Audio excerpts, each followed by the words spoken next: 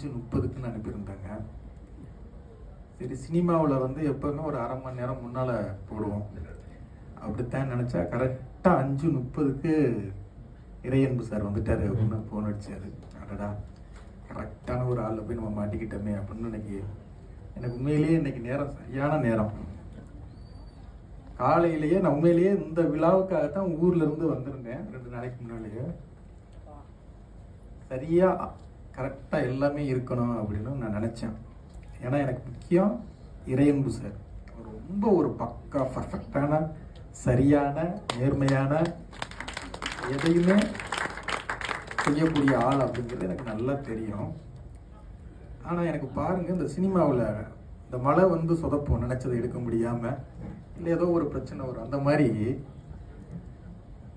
உண்மையிலே இன்னைக்கு போய் நல்லா டை அடிச்சு, ஏன்னா அவர் எப்பவுமே யூத்தாக இருப்பார். அவர் பக்கத்தில் உட்காரும் போது நம்மளும் யூத்தாக இருக்கணும். யூத்து தான் இருந்தாலும் ஸ்ட்ரெஸ் அதிகமாகி நரைச்சி போச்சா, சரி போய் அப்படின்னா சலூன்காருக்கு ஃபோன் அடித்தா அவர் வந்து இன்னைக்கு லீவு. சரி ஓகே, வீட்டில் அடிச்சிருவோம் அப்படின்னா ஒரு மீட்டிங், அந்த மீட்டிங்கை முடிக்கிறதுக்குள்ளே லேட் ஆகிடுச்சு. டயத்தை பார்த்தா ஐயோ அப்படின்னு சொல்லிட்டு வேகமாக ஓடி வந்தால் டிரைவர் இல்லை.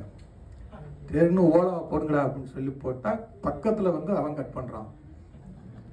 சரி பார்த்தே வர்றேன், அவன் இதில் லெஃப்ட் எடுக்க வேண்டியால டிரைவர் மேலே இட்டான். ஐயோ, கரெக்டாக 5:50க்கு வந்துடுவேன்னு சொல்கிறேன். டயத்தை பார்த்தா 6:01 காமிக்குது. அட்லீஸ்ட் ஒரு 2 நிமிஷம்னாலும் சேவ் பண்ணுறா அப்படின்னு. இந்த மாதிரி நேரங்களில் தான் நிமிஷத்துடைய அருமை வந்து ரொம்ப தெரியும். லேட் பண்ணிட்டேன். கீழே வந்தால் கார்த்தி என்னன்னா இன்னொரு நண்பரும் எதிராங்க. லிஃப்ட்டு அமுக்குறோம் வரவே இல்லை. அதுலேயே 5 நிமிஷம் போயிடுச்சு.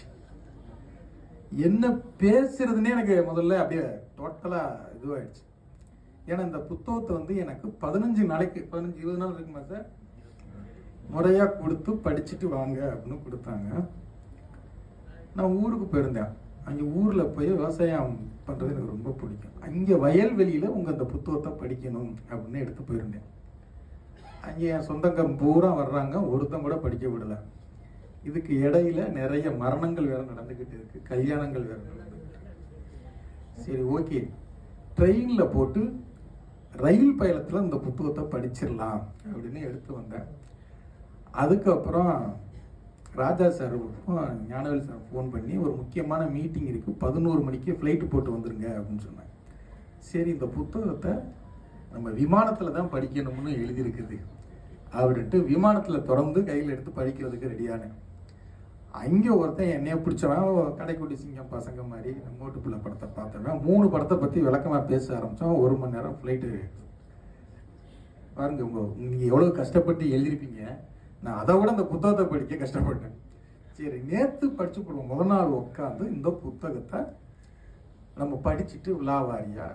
ஏன்னா இறையன்பு சார் விளக்கத்தை பாருங்க, வருடம் முதற்கொண்டு அப்பா கூட கொஞ்சம் முன்ன பின்ன போறாரு. அவர் கரெக்டாக சொல்லிக்கிட்டே இருக்காரு, இத்தனை வருஷம் 5 வருஷம். நான் வரலாறுல ரொம்ப வீக்குங்கய்யா. இந்த வருஷங்கள்லாம் பரீட்சை எழுதும் போது இல்லைன்னா நான் உங்களுக்கு பக்கத்தில் ஐஏஎஸ்ஸாக உட்காந்துருப்பேன். அதனால தான் 12வது படிச்சு கரெக்டாக உட்காந்துருக்கேன்.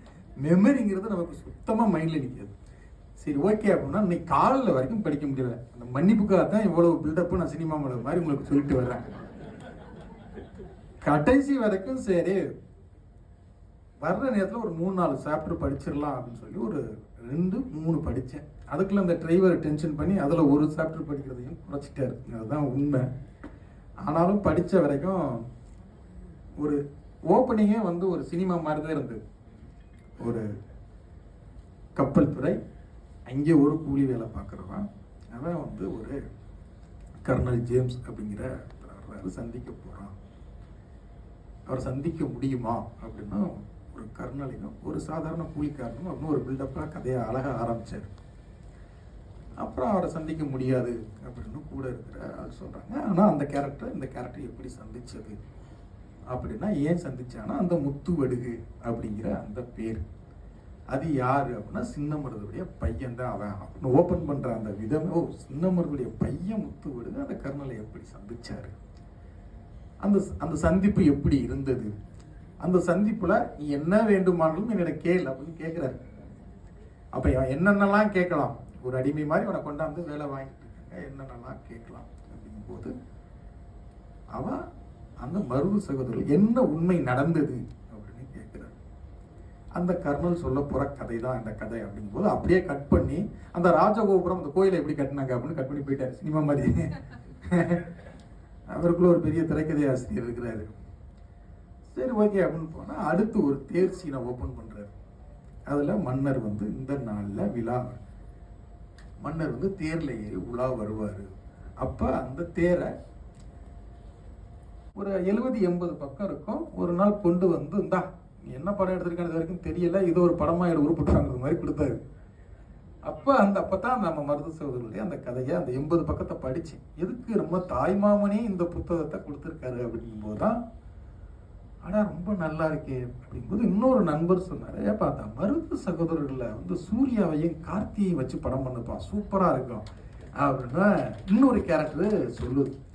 ஸோ அதுக்கப்புறம் தான் நான் மருது சகோதரர்களை பற்றி வேலுநாச்சிகளை பற்றி இன்னும் ரொம்ப விருப்பமாக படிக்கும்போது அப்புறம் ராஜா சார்கிட்ட, ராஜசேகர்னா ராஜசேகர் கற்பூர சுந்தர பாண்டியன், இதுக்குள்ள நாங்கள் 6 பேர் போட்டுருவோம் அந்த டிசைன்ல.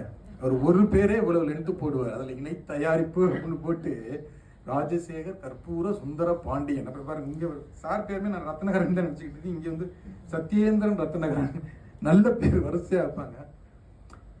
இந்த மருது சகோதரர்களை பற்றி நம்ம படமாக பண்ணணுமா நாங்கள் 2 பேரும் பேசிக்கிட்டே இருப்போம். அப்போ இந்த புத்தகத்துக்குள்ள என்ன நமக்கு எனக்கு கூடுதல் தகவல் ஒரு திரைக்கதைக்கு என்ன கிடைக்கும் அப்படிங்கிறது தான். ஆனால் உங்களை மாதிரியே வெளியீட்டுக்கு அப்புறம் தான் இதை முழுசாக படிக்கணும் அப்படின்னு எழுதியிருக்கு. நிஜமாவே நாளைக்கு 5 மணிக்கு நான் திருச்சிக்கு ட்ரெயின் போட்டிருக்கேன். காலையில் இந்த புத்தகத்தை முழுசாக படிச்சுட்டு நான் உங்களுக்கு கண்டிப்பாக நான் கால் பண்ணி இன்னும் விலாவாரியாக நான் கண்டிப்பாக பேசுவேன். அதே மாதிரி அப்பா அவர் எப்படி மகன் சொன்னார், நாங்கள் அப்படி தான் பேசிக்குவோம். சினிமாவில் வந்து நான் 3 பேரை உரிமையாக அப்பான்னு சொல்லுவேன். ஒன்று இயக்குனர் பாரதி ராஜா, ஏன்னா அவர் மூலமாக தான் நான் சினிமாவுக்கு வந்தேன். 2வது நடிகர் சிவகுமார், அவரையும் அப்பா அப்பான்னு சொல்லுவேன். அவரையும் என்னைய மகனே மகனே அப்படின்னு தான் சொல்லுவார். 3வது அப்பா கற்பூர சுந்தர பாண்டியன், சொல்லுங்கப்பா அப்படின்னு தான் சொல்லுவேன். எங்கே இருக்கீங்க? ஏன்னா ராஜா சாரும் நானும் கிட்டத்தட்ட கூட பிறக்காத ஒரு அண்ணன் தம்பி தான். எங்களுடைய நல்ல விஷயங்கள் நாங்கள் 2 பேர் மாதிரி சண்டை போட்டுக்க முடியாது, நாங்கள் 2 பேர் மாதிரி நல்ல விஷயங்கள் பேசிக்க முடியாது, நாங்கள் 2 பேர் மாதிரி எல்லாத்தையும் ஷேர் பண்ணிக்கிறதுக்கு சினிமாவில் எனக்கு அவரை விட ஒரு மிகச்சிறந்த ஆள் யாருமே எனக்கு கிடைச்சதில்லை அப்படிங்கிறத நான் ரொம்ப உண்மையாக சொல்லிக்குவேன். அதே மாதிரி தான் அவங்க வீட்டில் கூட கார்த்திகனன்னு ஒருத்தர் இருப்பாரு. கடைக்குட்டி சிங்கம், அப்பா கடைக்குட்டி சிங்கம் கதை உங்கள் ஊர் கொடுக்கலங்கப்பா, அது ரெக்கார்ட் ஆகிட்டு இருக்கு வேற. கடைக்குட்டி சிங்கம் கிளைமேக்ஸ் கொடுத்தது உங்கள் ஊர். கடைக்குட்டி சிங்கம் கதையை சொல்லி கார்த்தி சாருக்கு சூர்யா சார் ப்ரொடக்ஷனில் அது படமாக பண்ணுறோம் அப்படிங்கும்போது சிவகங்கையில் ஒரு ஃபங்க்ஷன் குடும்ப விழா இருக்கு வாங்கன்னு ராஜா சார் கூட்டி போயிருந்தார். அந்த விழா எனக்கு ரொம்ப புதுசாக இருந்தது. என்னன்னா ஒரு கல்யாணத்துக்கு வைப்போம், இல்லை காலேஜில் ஒன்று கூடுவோம், ஸ்கூலில் ஒன்று கூடுவோம் அப்படின்னா குடும்பங்கள் ஒன்று கூடுற விழா அப்படின்னு சொல்லி இந்த எப்படி இப்போ இது கிட்டத்தட்ட ஆல்மோஸ்ட் எல்லாமே உங்கள் குடும்பம் தானேப்பா, அது இந்த மாதிரி அங்கே ஃபுல்லாக சொந்தக்காரங்க எல்லாம் ஃபாரின்ல இருந்து எல்லாருமே வந்திருந்தாங்க.